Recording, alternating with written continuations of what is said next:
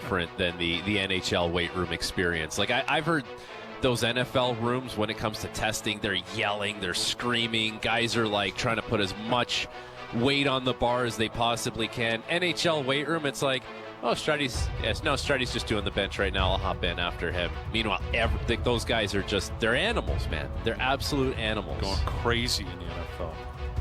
I worked out this guy, Ian Danny, here in Edmonton. He was a great trainer. And we had this one guy that didn't really try. He was worked out with us kind of, and he didn't really work out that hard all summer. So he was, like Luke, he was like, oh man, I'm so nervous about the testing. And our trainer's like, don't worry about it. You haven't worked all year. Just relax, because from now until that testing time, it's not going to change at all. So just enjoy these next 7 days, because you haven't prepared.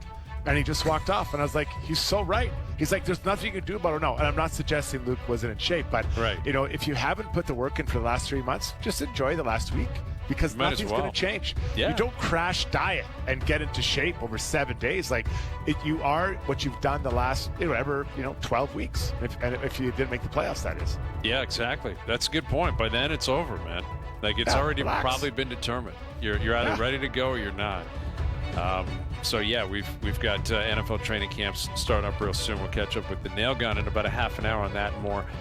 So the Leafs and the Canucks made a deal today. Dakota Joshua on his way to Toronto, who was a Maple Leaf pick originally, in exchange for a fourth rounder.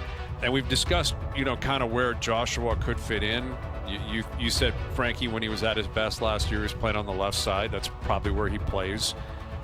And maybe it's him, Nicholas Waugh, and I don't know who else would be on that line, but maybe that's your third line.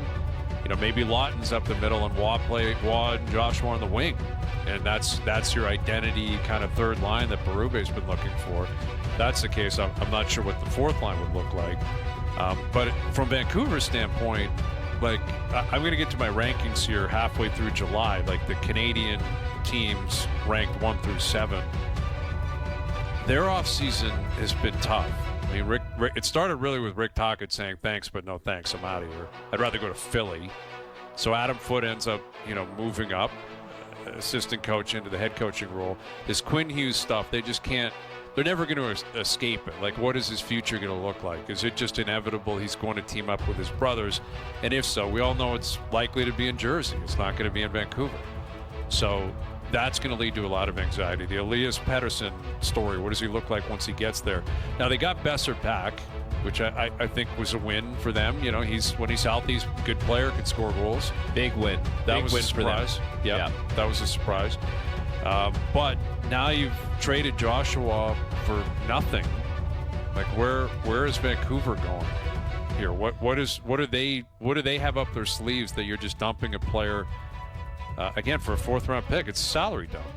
Yeah. They're not a better team without Dakota Joshua.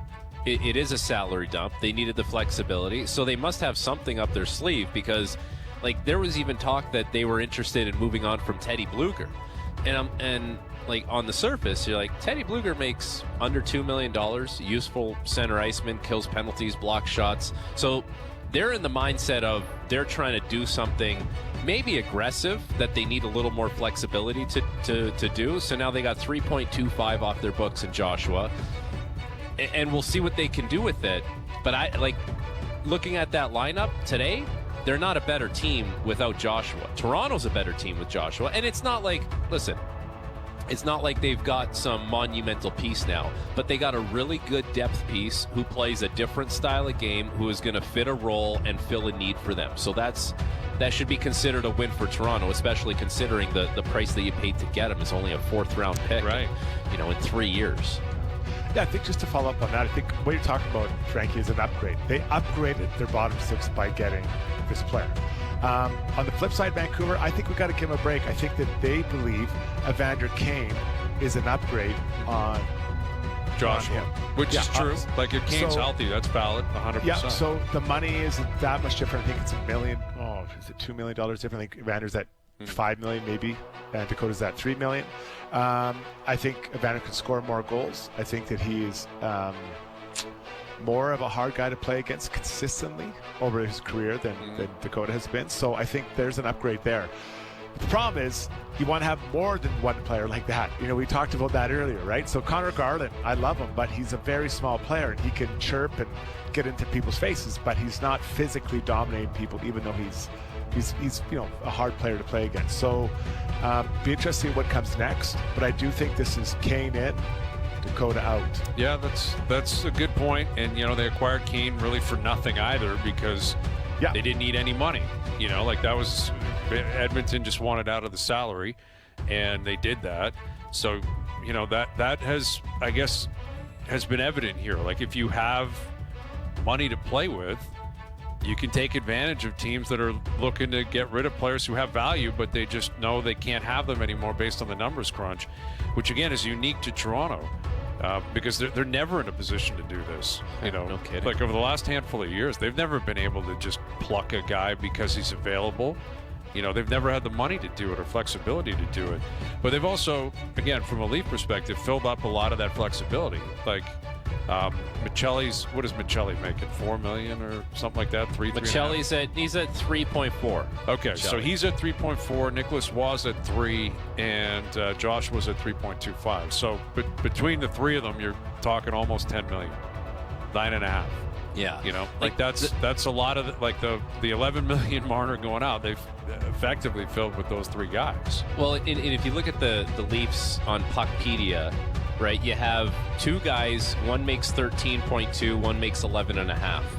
Then it goes down to Nyes at 7, and there's, you know, I'm just talking about the forwards. Like, Morgan Riley's also a $7 million player, but there's no one in the 6s, there's no one in the 5s. Then it goes down to the 4s. So they're still trying to repair this cap structure so that they could make it a little more gradual and it doesn't just fall off a cliff, but it still does. It's just you can't do that in 1 year, even though Marner's gone and now Tavares is off at 11 and he's in, you know, the low 4s.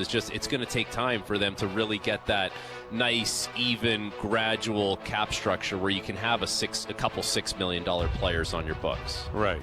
And those guys have value too, right? Like, those are good players. You're not getting them for a 4th round pick. If you want to get a guy who's making 6 or 7 and is worthy of that contract or can exceed it based on his production. But yeah, I mean, I think from a Leaf perspective, I doubt this is a finished product, but as of now, we know, you know, Nyes, Matthews, Michelli, Domi, Tavares, Nylander are going to play. Joshua's going to play. Waugh's going to play. Lawton's going to play.